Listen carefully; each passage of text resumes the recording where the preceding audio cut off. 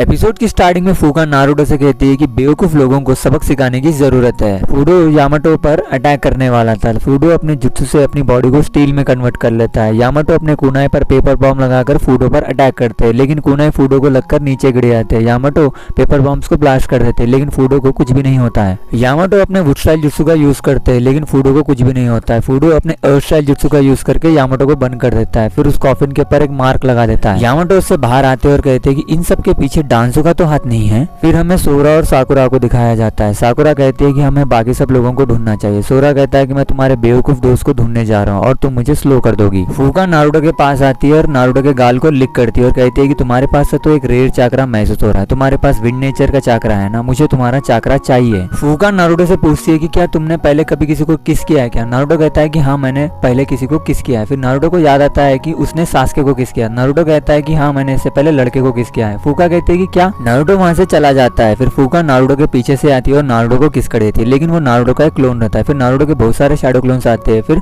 फूका को सताने लगते हैं वो लोग। फुइन ऊपर से साई को देख रही थी। फुइन ने साई के ऊपर एक ट्रैकिंग डिवाइस लगा दिया था। साई जहाँ भी जा रहा था फुइन को पता लग जा रहा था। साई सबको ढूंढने लगता है। तभी फुइन अपने मैप में कुछ बनाती है तो साई के ऊपर पत्थर गिरने लगते हैं। साई को कुछ समझ नहीं आ रहा था कि उन्हें कैसे पता चल रहा है कि मैं यहाँ पर हूँ। फिर साई परेशान होकर ऊपर आ जाता है। साई जैसे ही आगे बढ़ता है वो एक गड्ढे में गिर जाता है। तभी वहाँ पर फुइन आ जाती है और अपने अर्थ स्टाइल जुत्सु से एक स्पीयर बनाती है और साई को मार देती है, लेकिन वो साई का एक इंक क्लोन था। साई फ्यून के पीछे से आता है और इंक से अटैक करता है फ्यून पर। फ्यून भी उस पर अटैक करती है, लेकिन साई वहां से भाग जाता है। फिर हमें डांजो को दिखाया जाता है। डांजो चाय पी रहा था। आम्बो ब्लैक ऑप्स उसे देख रहे थे। तभी शिजुने के पास एक उल्लू आता है। फिर शिजुने सुनाडे के पास जाती है और कहती है कि टीम ककाशी खतरे में।